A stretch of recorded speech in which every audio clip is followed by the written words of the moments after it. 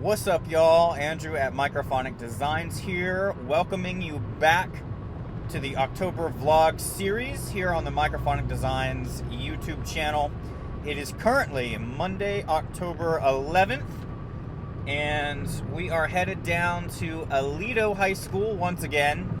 And as a quick side note from Andrew here in the future, I realized as I was editing this video that my opening dialogue clip was super long. So if you're interested in jumping straight ahead to the part where we actually start doing audio work, feel free to skip ahead to about the 7.5 minute mark. All right, I'll see you back in the car. And today is a big day. So much like last week, there were a lot of changes to get in. We had to get a lot of soloist stuff.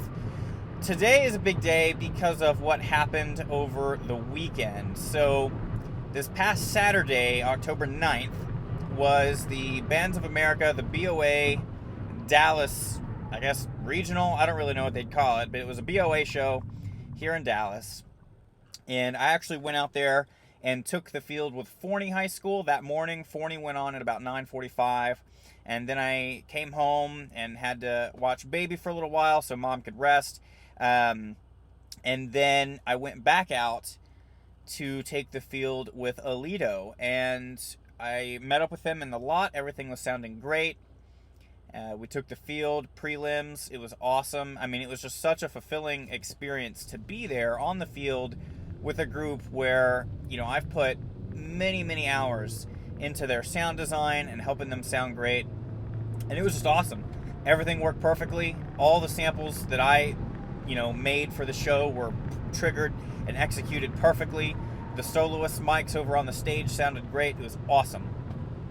So Saturday went well for prelims. Fast forward a few hours, I'm at home. I went home for finals. I wasn't going to stick around because I had to go help take care of baby. And I was exhausted, wanted to be home anyway. And it's about, I don't even remember what time it was. It was kind of late. Me and my fiance were watching Squid Game, and we had to pause because I got a call from the percussion director out at Aledo, and I was thinking, all right, what's going on? Usually, if I don't hear anything from them, usually that's a good thing. So if I'm getting a call, that's not good. And I answer the phone, and I am informed that for finals, the run was what it was. Apparently, there was no electronics and no soloist mics. And so basically, the way that we have their hardware system set up is, again, they have two Behringer S16 stage boxes. There's two of them, and we've got them linked together through the AES ports. And based on what I was hearing, something happened with the second stage box, the second S16. Because that's the one that has electronics and soloist mics, DTX, the Roland SP404. So literally all the electronics are plugged into the second box in addition to the stage mic. So something happened. They didn't have electronics. Scott did his best to troubleshoot it, but they had to go because they were on the clock. And so he calls me after they get done. He's at the truck before they loaded, and he plugged everything back in, and apparently it was all working right before they were about to load the truck to go home. So in these situations, as the consultant, it's really tough to, one, diagnose what happened because I wasn't there, and two, it's extra tough because you can't help but feel a little bit guilty for what happened in terms of I wasn't there. I feel like perhaps there was something more I could have done, but at the end of the day, over the last month or so, however many weeks it's been, we have gotten their system working and sounding great. So something freak happened between basically their warm-up and their finals performance, because I asked, hey, was it working during warm-up? And yeah, everything was working fine for warm-up. So between warm-up and the performance for finals that night, something weird happened. So today we're going to go mess around and well, not mess around, but rather I should say we're going to try a bunch of different things to see if we can't recreate the problem. And I don't know if it was maybe an input, but the inputs were muted. I know on the Yamaha stuff there's an input mute button. I don't know if somehow the AES Ethernet cables came undone, but those are clipped in there. They shouldn't come undone. So I don't know. I really don't know what happens. based on the information that I currently have.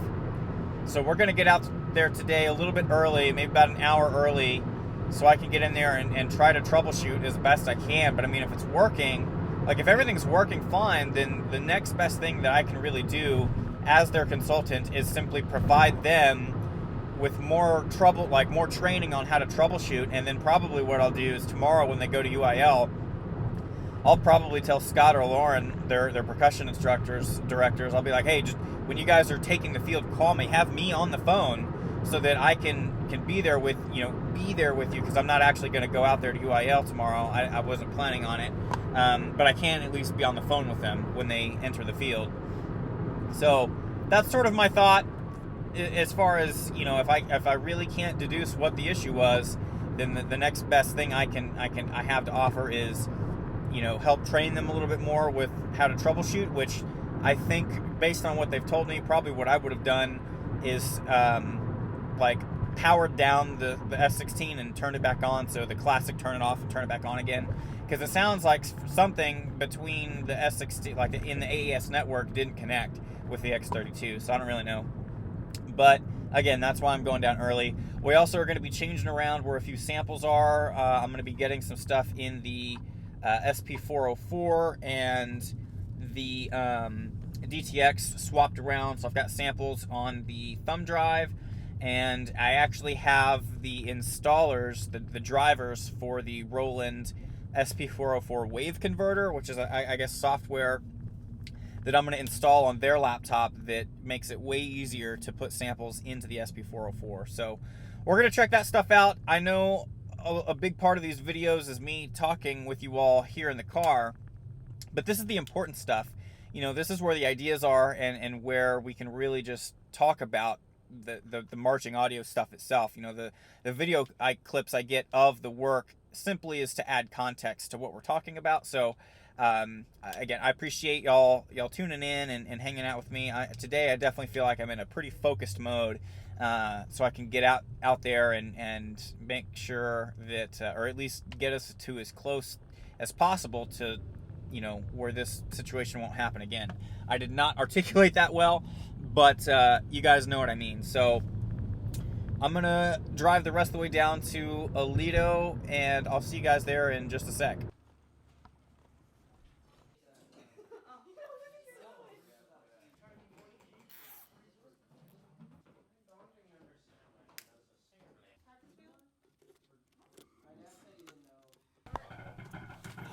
All right, let's take a look back here.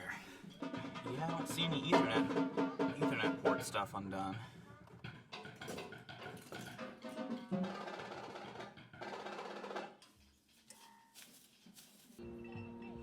All right, sweet. Speakers are on.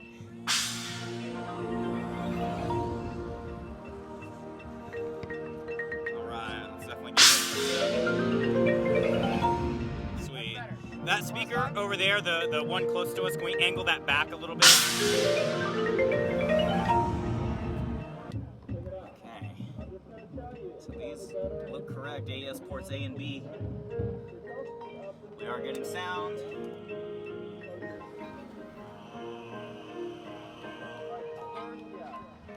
Yeah, so I don't know what happened on Saturday, but we're working on it.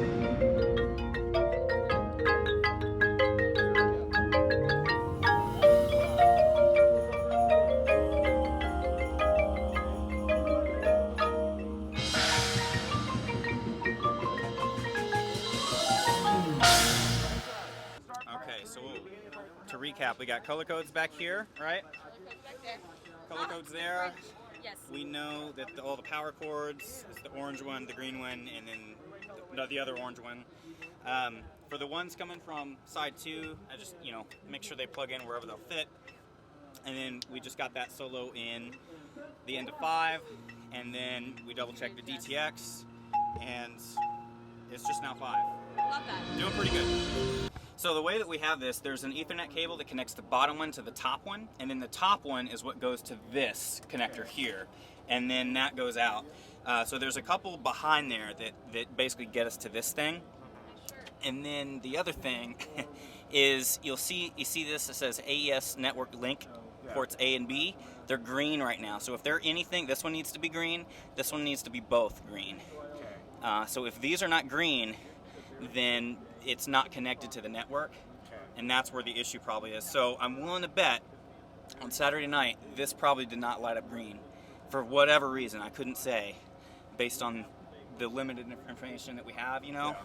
But this is what we check. So if we're not getting soloist mics, main stage, DTX Roland, we make sure this, and if that is not lit up, basically we power down, sit for a second. Here. Yeah, so we might as well do it. So we power down, power back up, and you'll see it's going to think for a second, and then we're good, right? Phantom power's turned on, AS ports are linked up.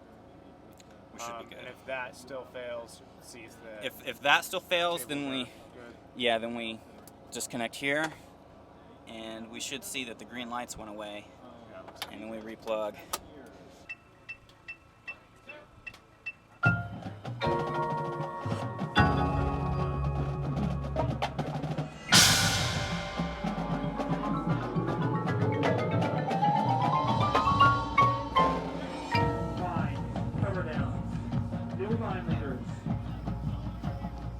Person, halfway, hip release, that's it, for Jules and Hannah are making a line.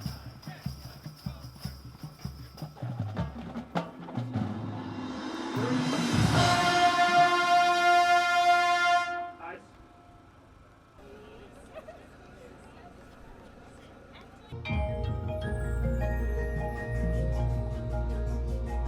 Find your dots, brass. Find your dots.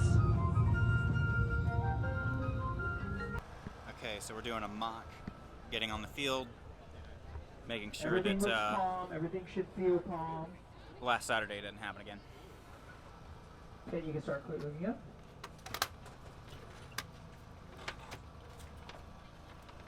That's a little different than normal, considering there's that much guard equipment there. There will also be props there, band. Do you guys understand? You'll be walking through the props right there.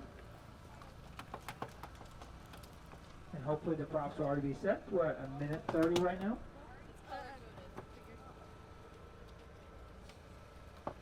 Just a gentle reminder, we have 5 minutes to get set, not 4 minutes. So there's plenty of time to move calmly. We're at 1:45.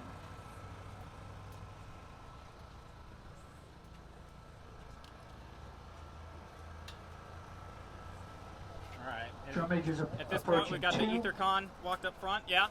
We'll do your salute in 15 seconds.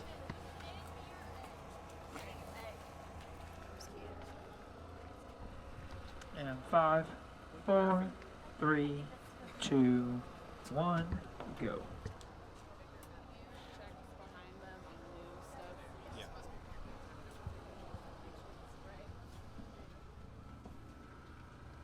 Looks good.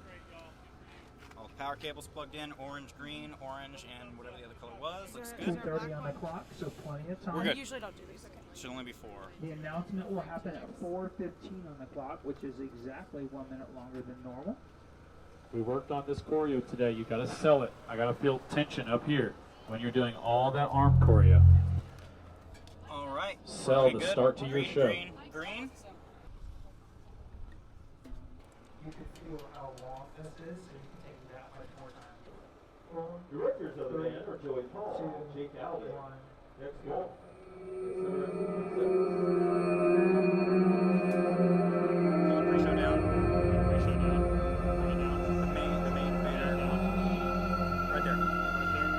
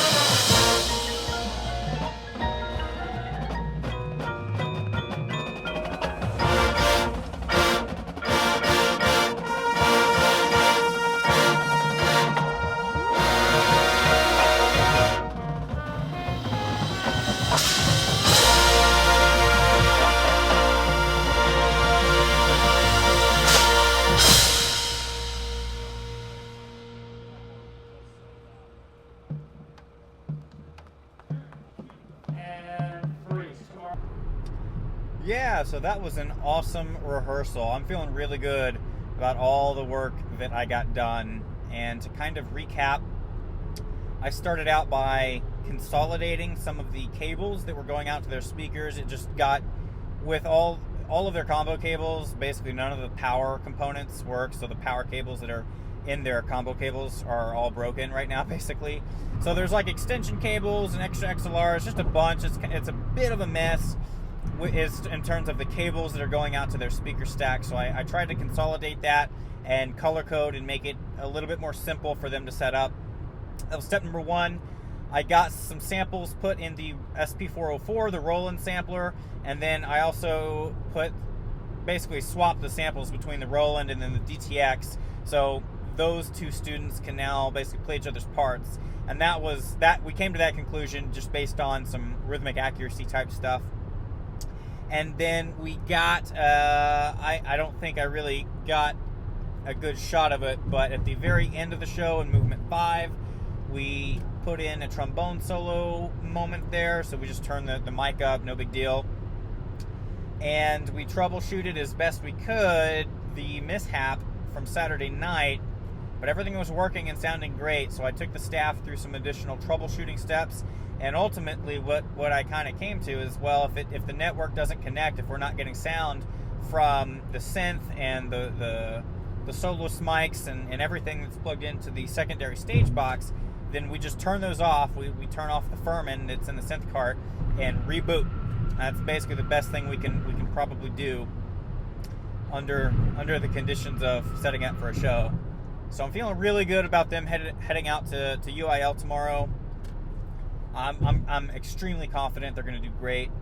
I got some really cool shots at rehearsal, and I'm currently debating whether or not I want to keep in the full run that I caught. If it's a super long video and you made it to this point, well, you'll probably have watched the full run. So we will see. I think it just depends on how good of a run it was and all that. Sounded good to me. I was up top on the tower, and we got some stuff fixed in main stage, so that was sounding great. I don't know. It was just a good night of rehearsal. And I'm tired, so I'm a little slow with my words right now, but I'm feeling good. I appreciate everyone tuning in and joining me for the adventure here, coming along for the ride. Big shout out to everyone that has subscribed recently. I really appreciate it. It's awesome to see that folks are digging the content and enjoying it. So for those who have not just yet, please feel free to subscribe and hit the like button, share with your friends. I think I said this in another video. If you or someone you know just cannot get enough marching audio, send them my way.